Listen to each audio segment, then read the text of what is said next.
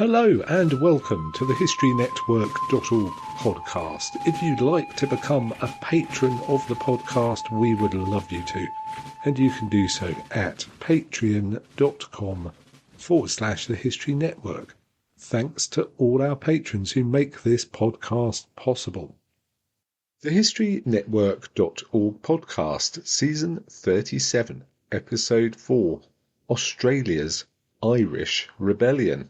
The Battle of Vinegar Hill Down Under, March 5th, 1804. This episode was written by Murray Darm. Murray is an ancient and medieval military historian from New Zealand living in Australia. He has written more than 100 articles on various aspects of ancient and medieval military history, as well as other historical topics from all periods, ranging from the history of opera to the runic alphabet and recipients of the Victoria Cross. He is the author of Macedonian Phalangite versus Persian Warrior, Athenian Hoplite versus Spartan Hoplite, and Leuctra 371 BC, all from Osprey Publishing. He is, of course, a regular writer on here and a regular on the Ancient Warfare podcast.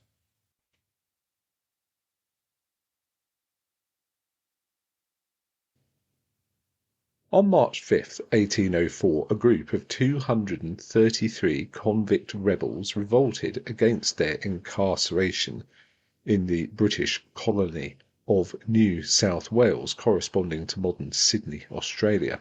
They were met by the local garrison, consisting of only 28 to 30 regulars and a few loyalist militia at a place some 40 kilometres northwest of Sydney, soon dubbed Vinegar Hill. Some of the rebel convicts had been involved in the 1798 Irish Rebellion and had, in 1799, been transported to Australia as punishment. The battle in Australia was therefore named after the Battle of Vinegar Hill. The battle fought in June 1798 in County Wexford, where British forces defeated the Irish rebels. Although the Irish battle was not decisive, as is sometimes claimed, in the defeat of the 1798 rebellion, the battle in Australia was indeed decisive and quickly ended the Australian rebellion. This was the first and most serious convict uprising in Australia and the first battle between Europeans on her shores.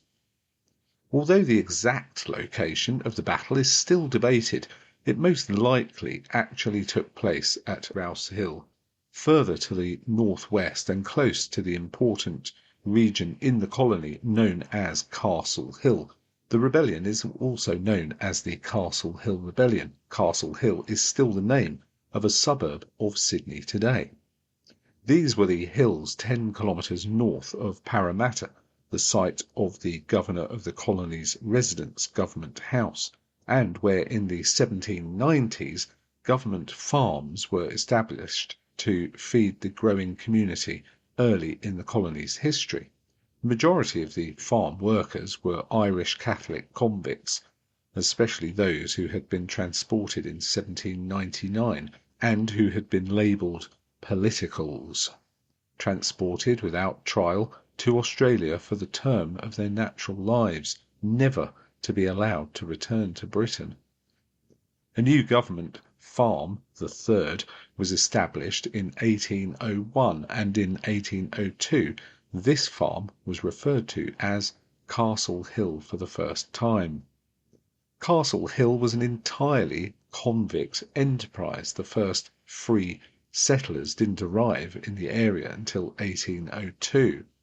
In July 1803, another failed rebellion was launched in Ireland, led by Robert Emmet in Dublin. It was the news of the failure of this rebellion which, when it reached the colony of New South Wales early the following year, led to the 1804 rebellion in the colony.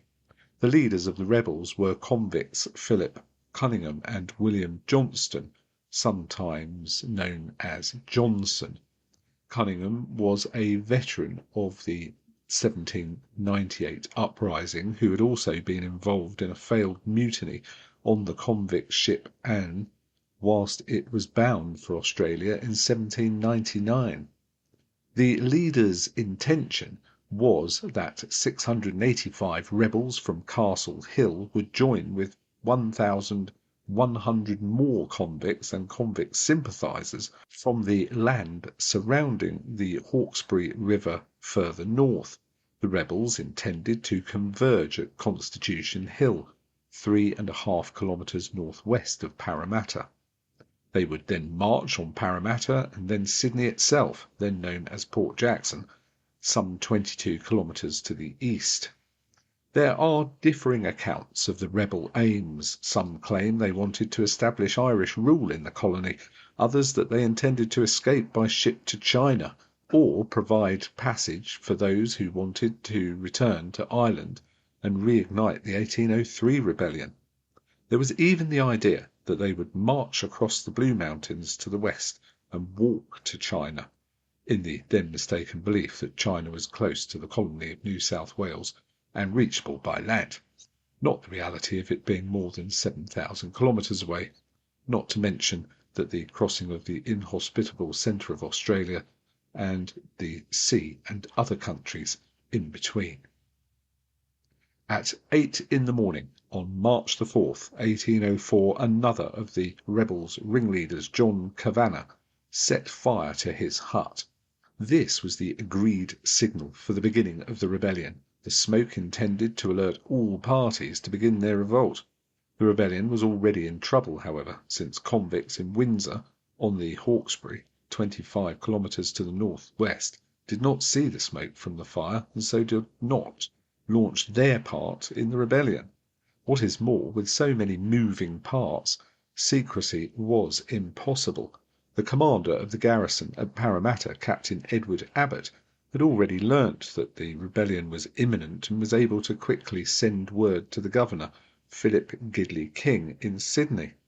Nonetheless, Cunningham now led some 300 men, and they seized weapons, ammunition, and food from the government buildings at the Castle Hill farm. They then spent the rest of the day marching towards Constitution Hill, taking more weapons and recruiting, press-ganging, more rebels on the way. News of the rebellion quickly spread, and panic ensued among the free population, some 5,000 people at the time, and some fled to safety towards Port Jackson. Informed of the rebellion, Governor King made his way, with his escort of light horse, possibly only 5 light dragoons, to Parramatta to take command, while Lieutenant Governor Colonel William Patterson mustered more troops stationed in Sydney itself. The men of HMS Calcutta and the Sydney Loyal Association militia would guard Sydney, while the 54 or 56 men of the New South Wales Corps would march through the night to Parramatta and then reinforce the small garrison of troops already there. Major George Johnston, commander of the troops at Sydney, was at Annandale, some 5 kilometres west of Sydney, and when the troops arrived at Annandale from their Sydney barracks, he made his way to Parramatta. The men from the New South Wales Corps departed from Parramatta at 01:30 on March the 5th. Governor King arrived there at 0300 and declared martial law under the Mansfield Doctrine, an idea dating back to the 1688 Bill of Rights, that a posse comitatus, literally the power of the country, and usually made up of civilians, could include soldiers of the Crown if they were acting as citizens protecting their legal and constitutional rights. Thus, soldiers could be deployed as part of a posse against a domestic disturbance, such as the rebellion.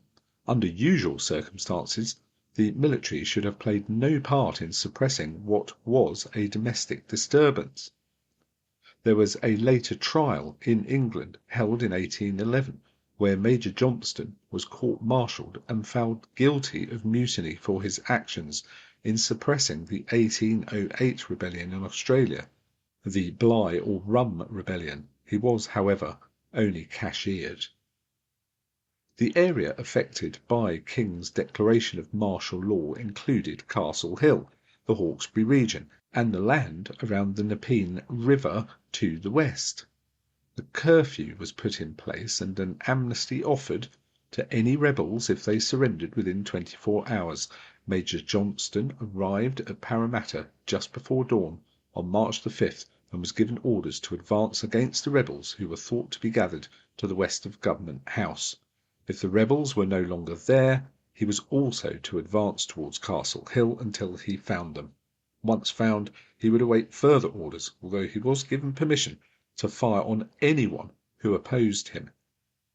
After only a 20-minute break for breakfast for the men, Johnston set out. He had the men of the New South Wales Corps and some civilian volunteers and militia.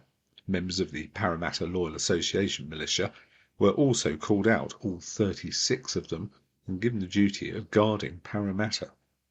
Johnston advanced in 2 columns, one under his command. 28 men and a dozen civilians, commanded by Quartermaster Thomas Laycock, headed towards Constitution Hill and Toongabbie, 7 kilometres northwest of Parramatta. Some accounts place more militia, up to 67 of them, with Johnston. Subaltern William Davies would lead the 2nd column, with the remaining men north along Castle Hill Road towards Castle Hill itself. The rebels had gathered at Constitution Hill near Toongabbie, but several groups of rebels had become lost during the night and were unable to find the main body of men. Another small group tried to attack Parramatta by themselves, but were turned back by the presence of the militia. Other groups did find their way to Constitution Hill, and there arms were distributed and the men put into a rough drill order. It is estimated that the rebels possessed more than 1/3 of all the firearms present in the colony at the time. With so many disparate groups and the rebellion already betrayed, however, surprise was impossible. In addition to the potential rebels in Windsor not receiving news of the rebellion, others in Parramatta and Sydney also failed to learn of the outbreak of hostilities until it was too late.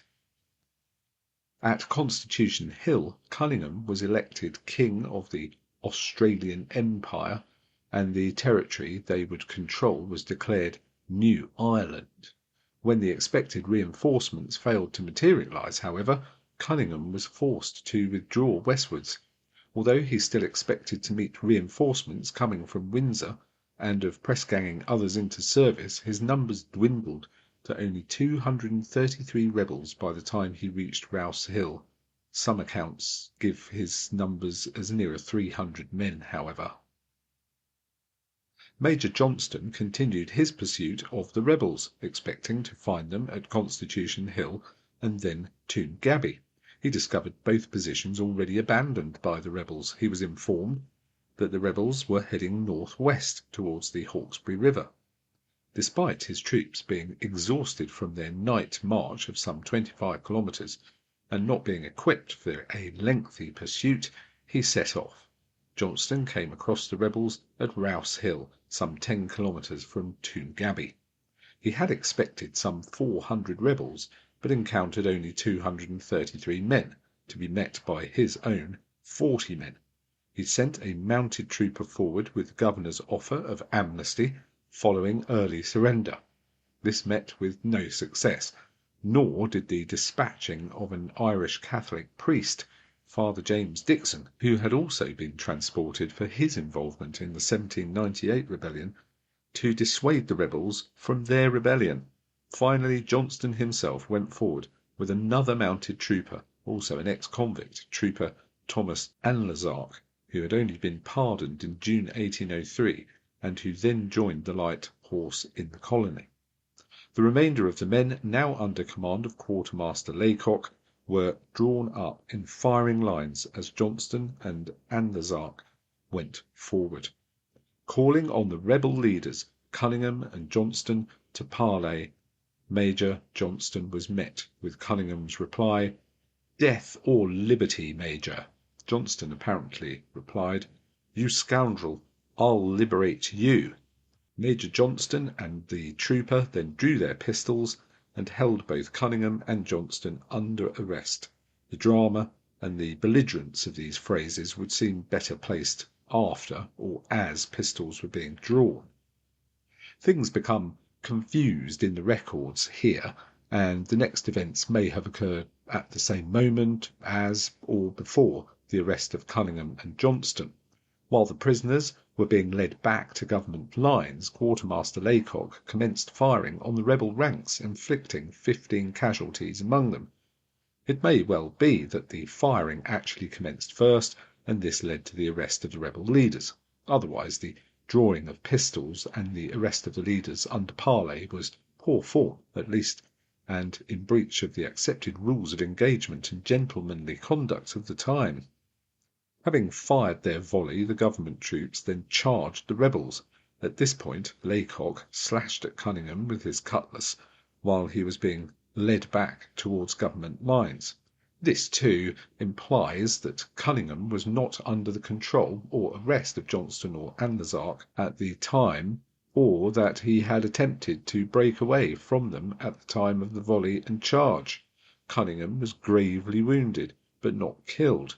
The rebels, robbed of both leaders, and despite their overwhelming numbers in comparison to the troops and militia opposing them, and the number of weapons they had, made a single futile effort to return fire, which resulted in a ragged but ineffectual volley. They caused no wounds in the government and militia troops. The rebels then broke and fled. They were pursued late into the night, and 30 more rebels were killed during the hunt. The search for rebels continued to the next morning. In the following days, Major Johnston did, however, prevent greater bloodshed than might have been expected. Philip Cunningham's exclamation of "Death or Liberty, Major" would live on in Australian folklore during the 1851 to 1854 Eureka Rebellion during the Victorian Gold Rush, and at the Battle of the Eureka Stockade at Ballarat on December 3rd, 1854, the password of the rebels there was deliberately chosen to be Cunningham's phrase. Although there was a place named Vinegar Hill close by, and which was so named soon after the battle, and the battle memorial is located at a place called Castlebrook Lawn Cemetery, just south of Rouse Hill, in the modern suburb of Kellyville Ridge, the actual battle site is lost. An estate nearby, however, was later granted to Richard Rouse. His name gave the area its name of Rouse Hill. It may be that this grant was deliberate, to supplant the name of Vinegar Hill for the area. Rouse was an entrenched government supporter, and it would seem most likely that a small hill on his estate, east of the house he built and close to the modern road, was the actual site of the battle. The land may have been granted to Rouse as a way, perhaps, of avoiding it being turned into a place of veneration and commemoration by survivors and relatives of the rebels, or used as a place of fomentation for future potential rebels. Buildings seem to have begun on the site in 1813, and the existing house, which is a living history museum, has sections dating back to this first period of construction, although the grant was not formalised until October 1816. The only contemporary depiction of the battle is an anonymous watercolour painting, now in the National Library of Australia. It was probably painted soon after the battle and depicts several moments in the rebellion, the battle and its aftermath, simultaneously the preaching of Father Dixon, the parley and arrest of Cunningham and Johnston, Laycock's cutting down of Cunningham. Thus Cunningham is represented twice in the scene.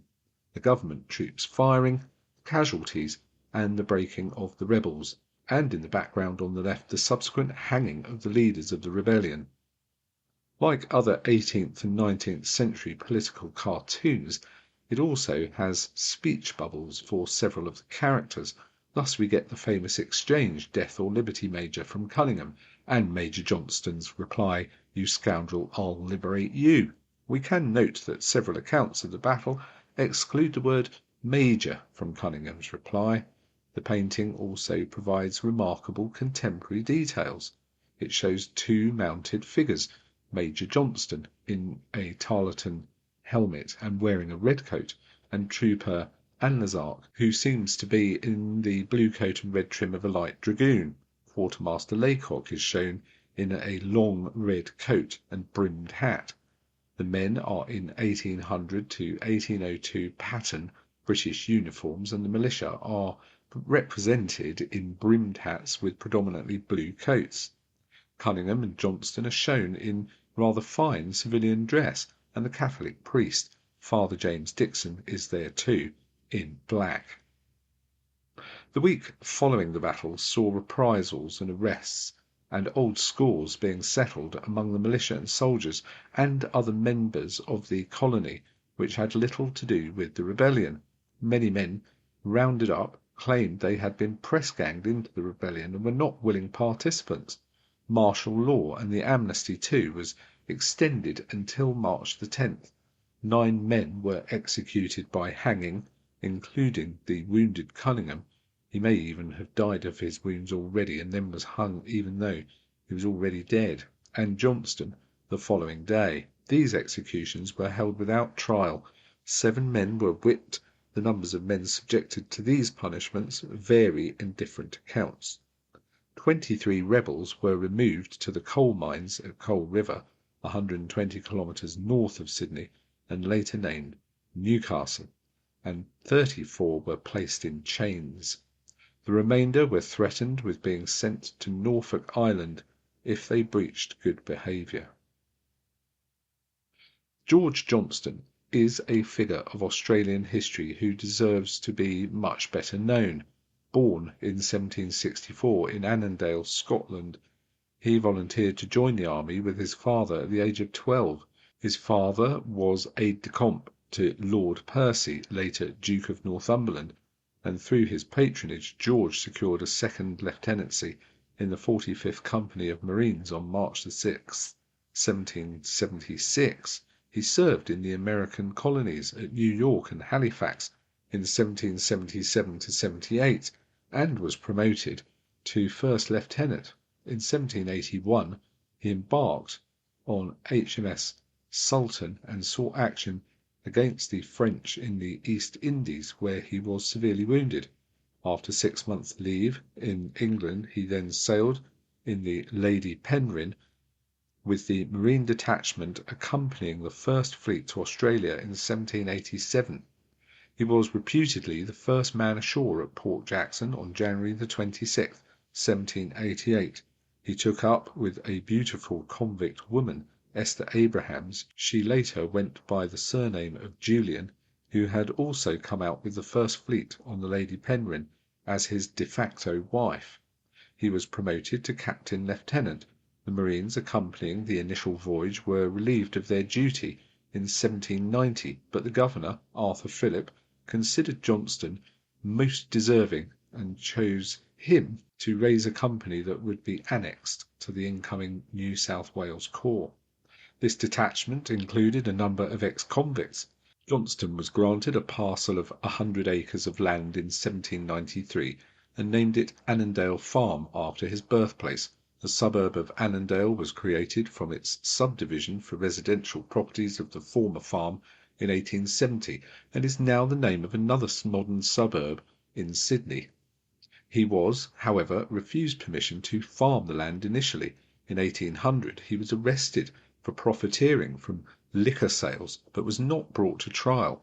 He was also promoted to brevet major in January 1800 and was often acting commander of the corps during the frequent absences of the Lieutenant Governor William Patterson. By 1801 he had permission to farm his land, and his holdings had increased to 602 acres at Annandale and another location at Bankstown. On January 26, 1808, Johnston made the critical decision to assume the lieutenant governorship of the colony and arrest and depose the unpopular governor, William Bligh, leading to what became known as the Rum Rebellion. He was promoted to lieutenant colonel in May that year and relieved as lieutenant governor in July, after which, in March 1809, he travelled to London for the trial of Bligh and to defend himself from multiple charges of mutiny. He was found guilty of the latter, but only suffered the mild penalty of being cashiered. He then secured passage back to the New South Wales colony, where he arrived on May 30th, 1813. He took possession of a further 2,000 acres of land at Cabramatta, which had been granted to him by Governor King in 1809 as a reward for his actions in quashing the mutiny of 1804. This was despite the governor in 1813, Lachlan Macquarie, being informed to treat him as he would any other ordinary settler. Johnston finally married Esther in November 1814, although by that time she had already given him 3 sons and 4 daughters. Her sentence for transportation for theft for the term of 7 years had expired in 1793. She and their sons had already been granted land in their own right. She received 570 acres in 1809. She had also been in charge of all Johnston's estates for the 4 years that he was in England, from 1809 to 1813. By 1817, Johnston had been granted a further 1,500 acres at Lake Illawarra by Governor Macquarie. In total, his holdings in the colony amounted to 4,162 acres. These lands were split between maize, grazing for horses, cattle, sheep, goats, and pigs. He was renowned as a provider of meat rather than a wool grower, but he also planted the first Norfolk pines in the colony. In 1805, Johnston's son Robert enlisted in the Royal Navy, the first Australian-born person to do so. George Johnston died in January 1823, leaving his estates to Esther for her lifetime. The third son, Robert, however, commenced legal proceedings against her to take control of the properties. She died in 1846 and was buried next to her husband in the family vault on their farm, Annandale. This was moved to Waverley Cemetery in 1904.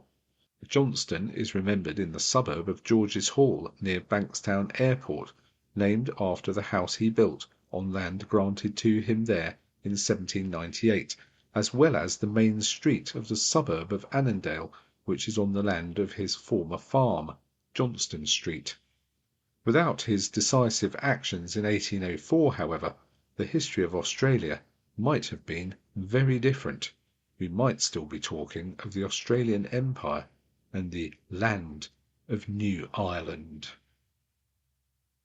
Thanks once again, Murray, for writing that episode for us. If you'd like to have a go at writing an episode for us, or you want to contact us and give us an idea for a subject that you think we've not covered yet, then just drop us a line, info@thehistorynetwork.org for that. And once again, please do consider becoming a patron of the podcast at patreon.com/thehistorynetwork. Once again, thank you to all our patrons who make this podcast possible. Thanks again for listening. You've been listening to the historynetwork.org podcast, written by Murray Darm, read by Nick Barker.